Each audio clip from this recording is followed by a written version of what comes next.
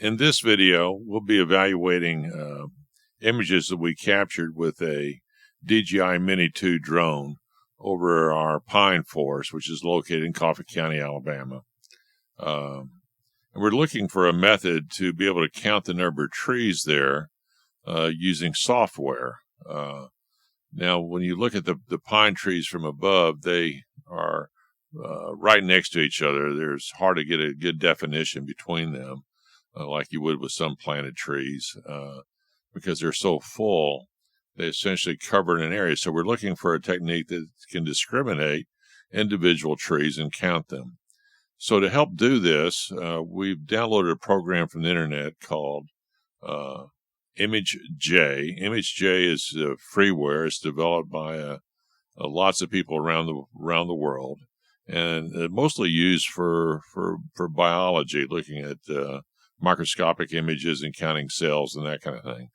But perhaps it could work just as well for counting trees, or at least give us an idea of a technique that might be beneficial in counting trees. In this screen, we see the ImageJ software package. I have the ImageJ application open, and we're going to open up a file here, and one of the images that we captured when we flew the DJI Mini 2 drone over our pine forest, and I have a test image. There's one of them. I'm going to open it up and drag it over here so you can see it. This is one frame that was captured out of several hundred. You can see that there's a lot of pine trees there. And one technique that we may be able to use is to look at the intensity values of the RGB image here to be able to discern where the trees are by looking at the peaks. And to do that, we're using a rectangular tool that we can draw a box, an elongated box that's about 4,000 pixels wide and just a few hundred pixels tall, and along with a plot profile. Let me bring it over. This plots a horizontal profile of the image, and so it's actually looking at the average of the 100 or so pixels that are in the vertical dimension, and we can make this image live. And so as we drag the selection tool, you'll see the peaks and troughs change as we move this selection tool up and down the image.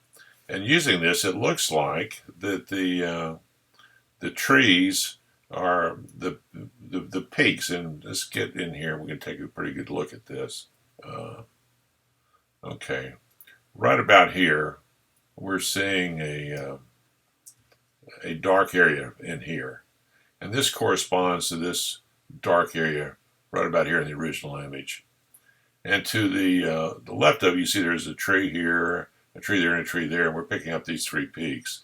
There's also segments of other trees that are encroaching on this field here, and you see some additional peaks here. So it looks like it's a pretty good representation of how many trees we've got. So we go down, we can find an area where maybe we can easily count these, like here maybe. You can see there's like lots of trees right in this area here. And if we count them 1, 2, 3, 4, 5, 6, 7, 8, 9, 10, 11, 12, 13 maybe, 14, 15, 16, 17, 18, 19, 20, or maybe 20, 21 trees along that horizontal axis. And come down here a little bit further apart here, as you can see. 1, 2, 3, 4, 5, 6, 7, 8, 9, 10, 11, 12, about 13 trees here. And so this is a pretty good indication of how many trees we have. Now this is a pretty noisy image, and it may be improved by blurring the original or blurring this the profile itself, the data profile, which will get rid of some of this jaggedness in it, and may be easier to use it in terms of developing an algorithm that would be able to capture the maxima surrounded by troughs, and you would have to set what differences you expect to see there to be able to count it as a maxima. So that's one of the things we want to look at. Okay, I've taken the original image as you see here, and I have blurred it using a Gaussian blur in Photoshop. And you can see this is the selection, and the original selection here is fairly jagged. So if you go to the blurred image, you see that we've a fairly significant blur, and this is the result here. So you can see that we managed to clean up the line profile, this horizontal selection. And as you move the selection tool up and down, you can see that we're still capturing all the peaks, and it's very smooth now. So it'd be much easier to develop an algorithm here than that would give you to find the peaks in this image. And so if we go back to essentially the same selection for both images, you can see that the amplitude of these peaks are essentially the same as the amplitudes up here. They're fairly close anyway. We're getting at the max or close to 150 or so, 160, it looks like 160 rather.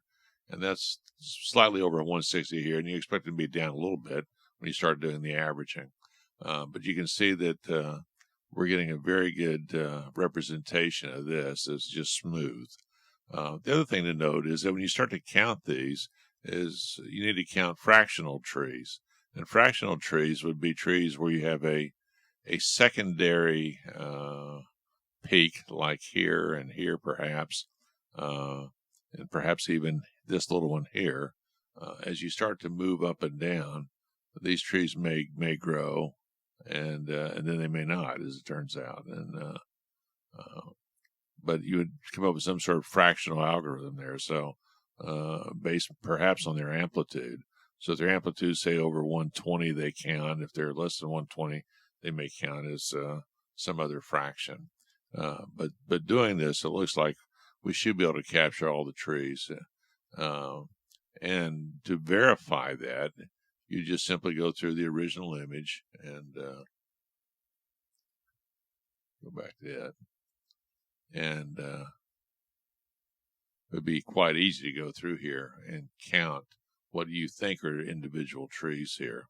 And so I think this technique of blurring the image provides you a much easier mathematics for calculating where the peaks are. Here we see our original test image that we have, which is one frame of the hundreds of frames that we captured as still images. And we've actually gone through this one particular frame and identified what we believe are individual trees with a red dot as an overlay. And we counted the number per quadrant to see what we got. And here's the data here. It's about 60 per quadrant, 236 total trees in this one particular frame. If you take the original image of this test image and you blur it like we did before, and then you turn it into a grayscale, and then do a three-dimensional surface plot of that grayscale image, you get an image that looks like this. And essentially you see peaks and troughs here, and these peaks, we believe, are associated with individual trees. So the job at hand then is to find an algorithm that can count the number of trees here, the maximas, local maximas, based on an algorithm that would agree with our visual inspection of the image. And that's a subject for a later video. But having said that, we have 236 trees per acre, or 236 trees per frame. You can go through and go to and calculate how many trees per acre that is. And to do this, we use our 4,000 by 3,000 pixels, and we've done lots of calculations here. And our average height, the altitude was 380 feet, but that was from the home position. So we actually go through and we calculate what we think is the average tree height, the difference in elevation, to get a horizontal tree coverage per frame of 600 feet. And based on that, and the number of trees we found per frame, the number of trees we find per acre is 24.69 trees per acre, with an average tree separation at ground level of 42 feet. So that's what we find. And so until we can develop a good algorithm that would agree with our visual inspection, we'll go with this estimate.